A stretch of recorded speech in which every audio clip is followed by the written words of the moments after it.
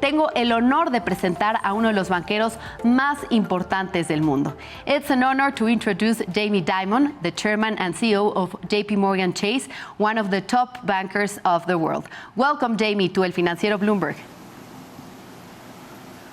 Happy to be here. Thank you. Thank you. Well, it was a great coincidence to see you yesterday here in Mexico. Tell us what brings you here. You met with the top businessmen in this country. What was your conversation about? Yeah, so first of all, I am thrilled to be here. And actually running into you reminded me that why shouldn't I do a little television here and talk about something like that? You know, Mexico is a critical market for us. We've been here for 120 years. We've been all over Latin America for well over 100 years. We have a total of 6,000 employees. You know, we bank like 1,300 companies. We bank governments, and it's always critical to remember when you go on the road how much you learn. You know, first of all, you're learning from your own people, you're learning from your clients, learning from CEOs. So at dinner last night, you know, we spoke a lot about America, Mexico relationships. For example, I'd forgotten that the USMCA deal needs to be reaffirmed. We should start working on that today. Also, we talked about nearshoring, what the huge opportunity it is to have nearshoring, you know, bringing more business into Mexico and America because of what's going on around the world. I mean, you should keep in mind, Latin America and North America and South America, they're kind of like seas of peace and tranquility in the world you see today, and that's an opportunity for them. Well, of course, I can imagine. So as CEO of one of the most important banks in the world, how attractive do you see Mexico to invest? And talking about nearshoring, a lot of businessmen talk about the challenges for this phenomenon, like infrastructure, security. What do you see? Yeah, so, you know, if you look at just JP Morgan, we invest for the long run. We've doubled or tripled our capital here in the last 6 years. We cover more clients in private banking, investment banking, asset management. So our commitment is total. I think it's one of the great opportunities. I'd put Mexico, you know, if you had to pick a country, this might be the #1 opportunity. And remember, you already have very capable companies here, universities, infrastructure, technology. So of course, when you talk about, you know, what you can do to do more, you know, the better you do with infrastructure, the better you do with, you know, affordable energy costs, the better you do with universities, the better you do with good policy, it'll be better for that. But you already have a lot of it. You already have companies moving more operations here, et cetera. And I'd add security, which I think is a mutual problem for America and Mexico. I hope we're working on them together because, you know, the more we can solve that, the better it is for both countries. But of course, there are problems, still huge opportunities. But great to hear from you that Mexico is in the #1. In which sectors do you see more opportunities for nearshoring in Mexico? I would say manufacturing, more and more advanced manufacturing, agriculture. I look at your capital markets. I mean, just to give you some numbers, your GDP is 1.3 trillion in Mexico. Mm-hmm. Your market cap is 400 billion. I mean, it could and should maybe be a lot more than that. So there's a huge opportunity to have capital markets grow here to bring more both foreign direct investment and, you know, more investment here. You also have a tech sector here. You know, I have met with a bunch of high-tech companies. They're very impressive. Mm-hmm. So I think you'll see that grow. And as Mexico grows, everything that supports all those industries here grow: industrial, agriculture, technology, et cetera. Well, and we cannot talk about Mexican economy without talking about the U.S. data. Today we saw the inflation in the United States broadly slowed in October.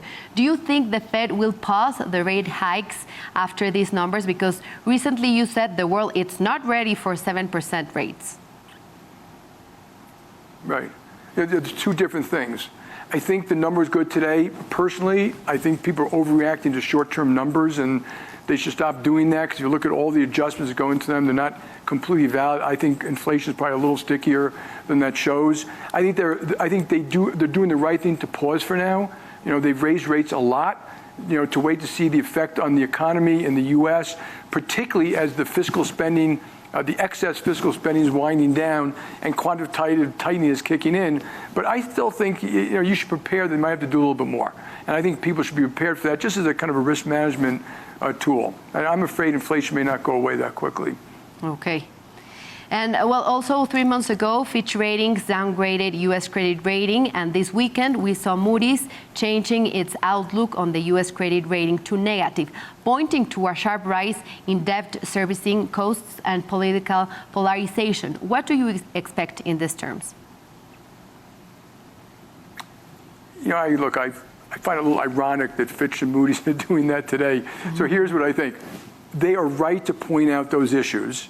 I would take polarization off. That's always been true in a democracy. But yes, we have far more debt and more debt financing. We've been a little profligate when it comes to that. But the market is pricing us as AAA, which I think is more right, and the market will be more right than the rating agencies. I also want to point out, I find this almost funny, they have a lot of countries rated AAA. They all live under the protection of the American military.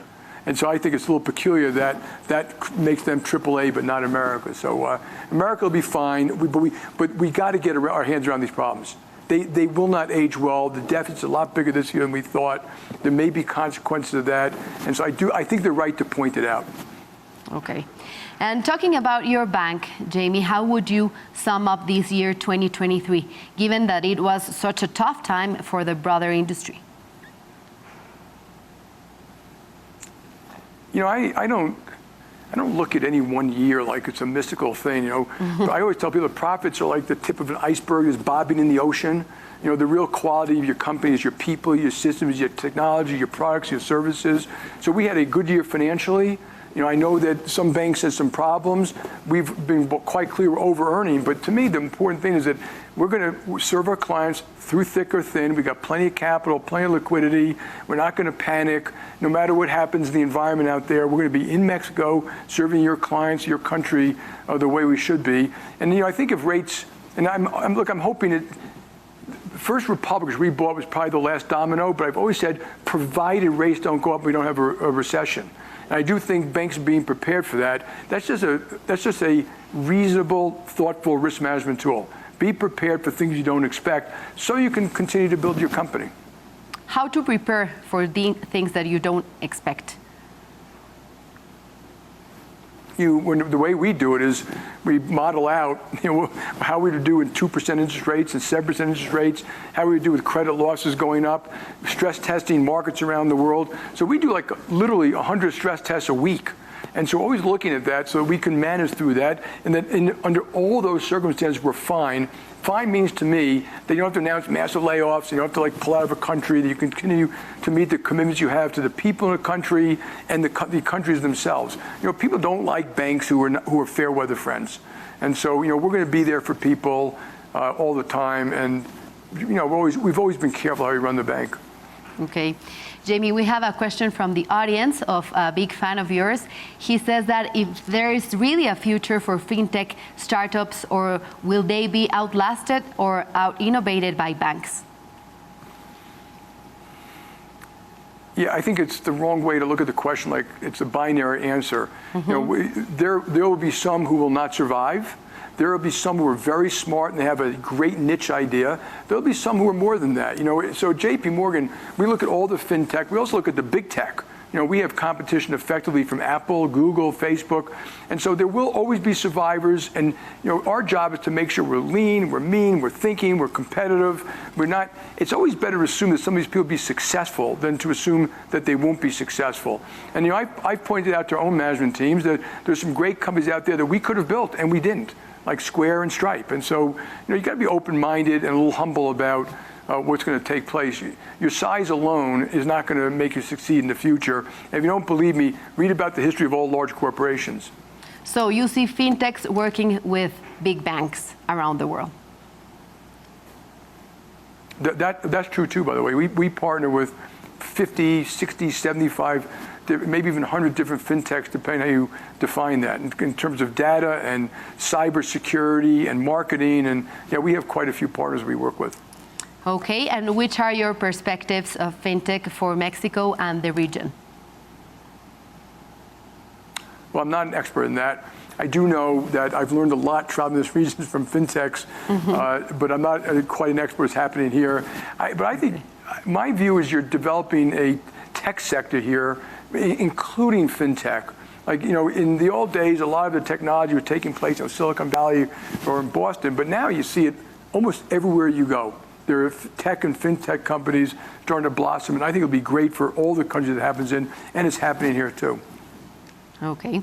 Well, and also I would like you to ask about Mexican economy. Which are your perspectives with high interest rates, high inflation, but with the opportunity of nearshoring? Yeah, again, I think it's a great opportunity. A lot of Latin American countries raised their interest rates rapidly, quickly, and they probably did the right thing for the long run of the economy. You have very low unemployment. Inflation is coming down, so hopefully you'll conquer that.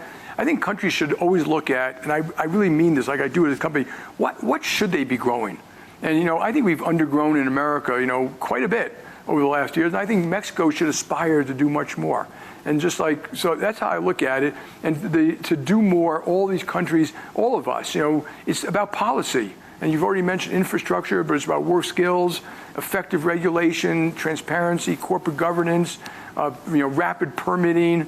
It's all those things, consistency of law that have a country grow. And the important part of having a country grow, it helps all of the citizens.